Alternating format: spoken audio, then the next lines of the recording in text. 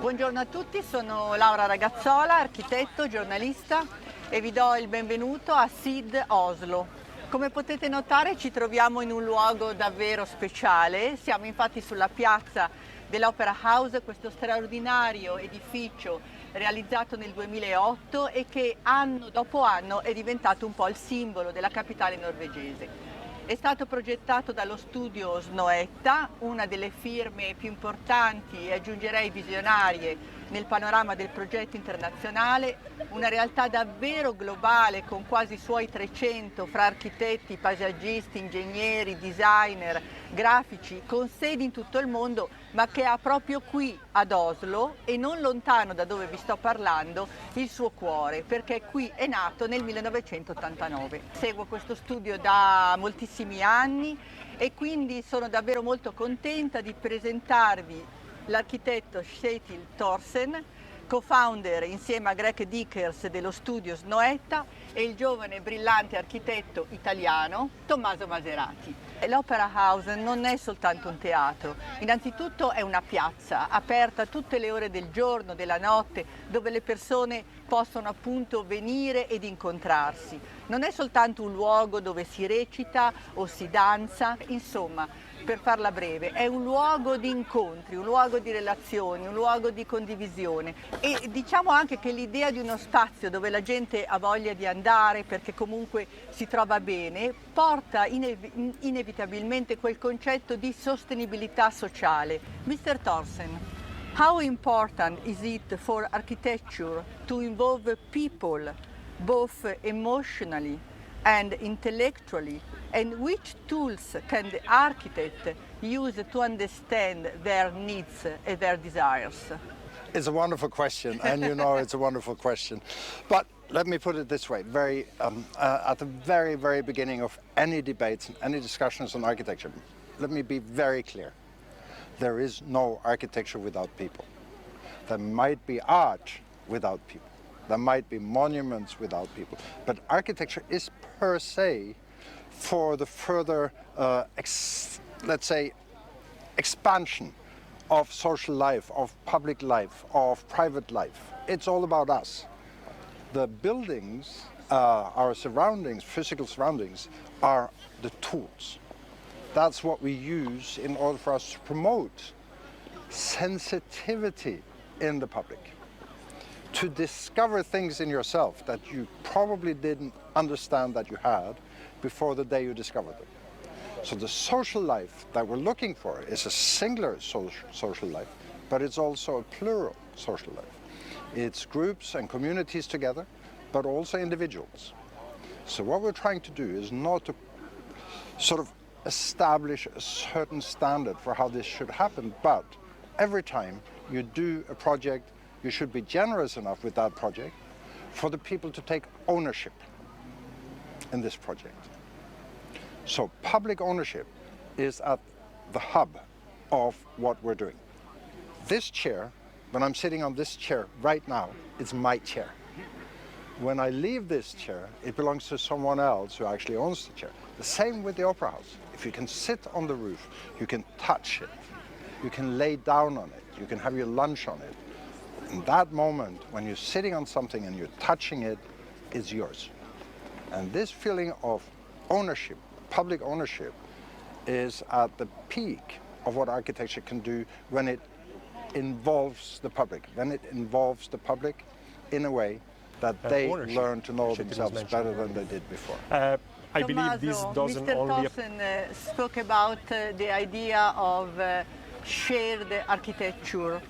I like to know if and this idea can be applied to all the scales. And would you like to give us some concrete examples?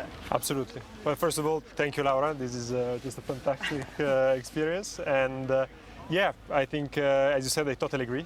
What you said, I think it can be definitely applied to different scales of the project, scales that as Snøhetta we do multidisciplinarily. We move from master plan to building to product to even the immaterial, graphic design research. And I think it's important to understand that for us, of course, there is this really strong morphological push at the beginning, but what I think is really essential of our project and really unique is that in every situation we try to challenge the brief and challenge the condition we're presented to try to define a new use, a new function of the building, so a real programmatical new definition for the building itself. I believe this doesn't only apply to kind of like the scale, following your question, of the wonder, the scale of the iconic. It can also go down to the scale of the domestic. Yes. We just finished a master plan outside of Gothenburg, where a really innovative master plan, massive use of wood. But the really good thing behind the architecture, behind the sustainability, behind the use of material is the sense of social integration. So it's a project that puts together senior housing, student housing, everything around this big new space that is called the lake house. So all these different functions, therefore, are able to kind of like gather in the central piece. Mr. Thorsen, is it estimated that the construction sector alone is responsible for 30% of carbon dioxide emissions? What can you reduce this impact? What are you doing in this studio? It's a huge issue. We know that we really don't have much time. We have to react now. So we've been trying to work through the powerhouses, first of all, to look at what would happen if we look at the global CO2 of a building. Many buildings today have a CO2 comparison to their actual operations, meaning they look at how much energy they consume during operations, during maintenance over a lifetime. So you have to research the EPD, the environmental product declarations of each element that you're using in a building, and you have to find the CO2 equivalents. So we're looking at all the materials, we're looking at all the transport, then we're looking at all the consumption of energy that you have over the lifespan of the building. Then we look at all the maintenance that you have. And then at the end, we look at the recycling and the CO2 effect of the recycling, reuse of the project.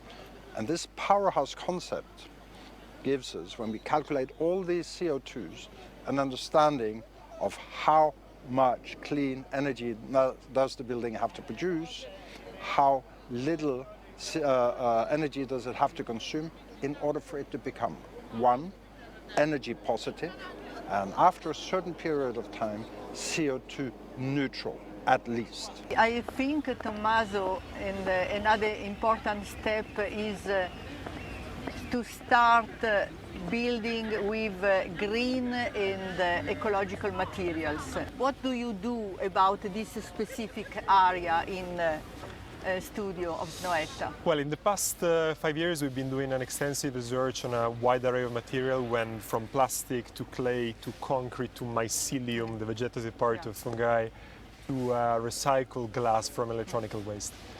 For us, the important, the two key elements while doing research are, one, trying to switch the perception from waste to valuable resource. Yeah. That's the key element. The second one, as important, is creating more awareness. And in the sense, apart from the notion of the material and the benefit that we can all assume, we try to document the process with photos and videos. And this, again, is what we call kind of like, a passive trigger for the audience, in the sense that by creating a medium that is easily understandable and gets a more kind of like overall amount of information, the persons can relate better with the material that lives in a totally kind of like abstract imagination. Then in some instances that I can speak maybe a little more in detail, we were able to kind of switch back from this passive triggering, this passive kind of like engagement of people into an active one. A good example is the S1500 chair that we did in collaboration with NCP. And this chair is a chair that was made with recycled nets from fishing industry. And by activating a series of functions or a series of businesses that were going obsolete in north of Norway, and by sort of kind of like refueling in this new idea, this new kind of like use of material, we were able to amend back the social fabric. So the industry before was kind of like grinding metal, totally kind of like getting obsolete by the what we know, the speed and the pace of globalization, all of a sudden had kind of like raw material that can process, and in the same position they could inject and mold a new chair. That's a really good example. Even in the Italian scale, we've been collaborating for this project of 4i tiles, really small tiles that is made of recycled glass from electronic waste. A project we've been doing in Studio Plastic, Belgium office, and Panache Brioni, we all know, like a really big manufacturer of terracotta. But by doing this process, we were able to collect the glass from Italy, activating and taking a little portion of the furnace they use for burning terracotta and making it become a place where now they burn glass. Last question is about the future. And Mr. Thorsen, we always ask to our guests which seed would you like to live on a green table? A table where we cultivate a green, a responsible future. What is your seed, Mr. Thorsen? Well, as you, maybe you know, maybe you don't know, but I was teaching for quite some time in Innsbruck in Austria. And what I've seen from young students is that they might have a hard time leaving their habits, say. So I've always advised my students, if you like football games only, go to an opera to see why you like the football game. If you get up early in the morning, try to sleep long to see why you like getting up early. So breaking habits to create comparisons between how your life as an architect might be, you have to get to know your own body. Because architecture is not created in the head or in the stomach only, but it's created with the whole body, the gravity, everything that we're dealing with. So my seed, the foremost seed, is sensitize yourself. Again, create the experiences where you believe that you can contribute to others, share with others the sensitization you've been through with the mind, with the body, and then bring that forward in your work. Make sure that you never ever sell yourself in a false way. Make sure you know yourself as a person and then contribute to the community by being who you are, but sensitized you. And you, Tommaso, what about your seed? Well, what I would like to leave as a personal kind of a comment, we've been talking about upcycle and recyclable material, is the idea that we should all consume less to an extent. This is not enough to an extent, because I think what is in the project, especially what is key, is the use of landscape as a proper technological machine. A machine that not only does phytoremediation on the soil, not only captures CO2 into the soil itself, but the use of landscape as this element that ties the new building with the kind of like with existing volumes.